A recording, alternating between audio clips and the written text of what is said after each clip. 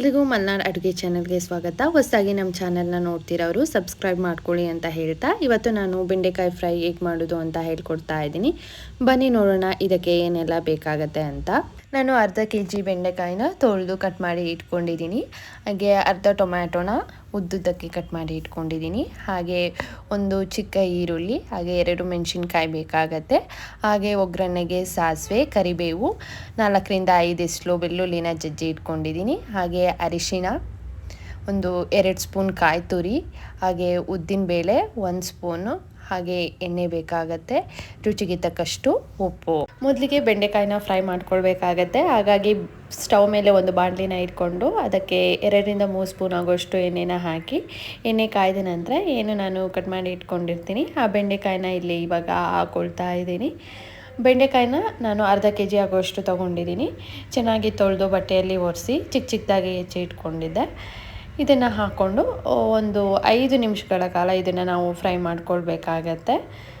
ನೋಡಿ ಇವಾಗ almost fry ಆಗಿದೆ ಬೆಂಡೆಕಾಯಿ. ನಾನು ಇದನ್ನು ಒಂದು ತಟ್ಟೆಗೆ ಎತ್ತಿಟ್ಕೊಳ್ತಾ ಇದ್ದೀನಿ. ಪುನಃ ಅದೇ ಬಾಣಲಿಗೆ ಒಂದು 4 ಸ್ಪೂನ್ ಎಣ್ಣೆನ ಹಾಕ್ಕೊಂಡು, ಎಣ್ಣೆ ಕಾಯ್ದ ನಂತರ ಒಂದು ಅರ್ಧ ಸ್ಪೂನ್ ಆಗೋಷ್ಟು ಸಾಸಿವೆನ ಹಾಕ್ಕೊಳ್ತಾ ಇದ್ದೀನಿ. ಸಾಸಿವೆ ಸಿಡಿದ ನಂತರ ನಾನು ಏನು ಜಜ್ಜಿ ಇಟ್ಕೊಂಡಿರ್ತೀನಿ ಆ ಬೆಳ್ಳುಳ್ಳಿನ ಇಲ್ಲಿ ಹಾಕ್ಕೊಳ್ಬೇಕಾಗತ್ತೆ.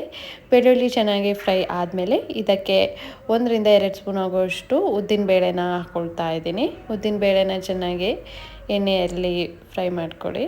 ಇದು ಫ್ರೈ ಆದ ನಂತರ ಒಂದು ಈರುಳ್ಳಿ, 2 ಮೆಣಸಿನ್ಕಾಯಿನ ಹಾಕ್ಕೊಂಡು ಪುನಃ ಚೆನ್ನಾಗಿ ಫ್ರೈ ಮಾಡ್ಕೊಳ್ತಾ ಇದ್ದೀನಿ. ಈರುಳ್ಳಿ ಫ್ರೈ ಆಗ್ತಾ ಇರಬೇಕಾದ್ರೇ ರುಚಿಗೆ ಎಷ್ಟು ಬೇಕೋ ಅಷ್ಟು ಉಪ್ಪನ್ನು ನಾನು ಇಲ್ಲಿ ಹಾಕ್ಕೊಳ್ತಾ ಇದ್ದೀನಿ. ಪುಡಿ ಉಪ್ಪನ್ನು ಬಳಸಿದ್ದೀನಿ ನಾನು.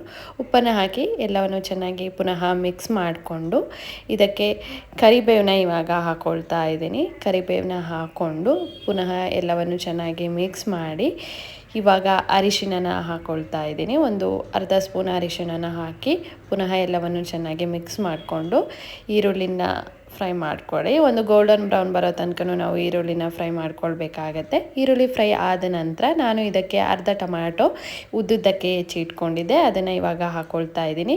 ಹಾಕ್ಕೊಂಡು ಅದನ್ನು ಸಹ ನಾವು 1ರಿಂದ 2 ನಿಮಿಷ ಅದನ್ನು ಫ್ರೈ ಮಾಡಿಕೊಂಡು, ಫ್ರೈ ಆದಮೇಲೆ ನಾನು ಇವಾಗ ಏನು ಮುಂಚೆ ಬೆಂಡೆಕಾಯಿನ ಫ್ರೈ ಮಾಡಿ ಇಟ್ಕೊಂಡಿದ್ದೆ ಅದನ್ನು ಇವಾಗ ಹಾಕ್ಕೊಳ್ತಾ ಇದ್ದೀನಿ. ಹಾಕಿ ಎಲ್ಲವನ್ನು ಚೆನ್ನಾಗಿ ಮಿಕ್ಸ್ ಮಾಡಿ ಒಂದು 5 ನಿಮಿಷ ಹಾಗೆ ಎಣ್ಣೆಯಲ್ಲಿ ಸುಂಡಿಸ್ಬೇಕಾಗತ್ತೆ ಬೆಂಡೆಕಾಯಿನ.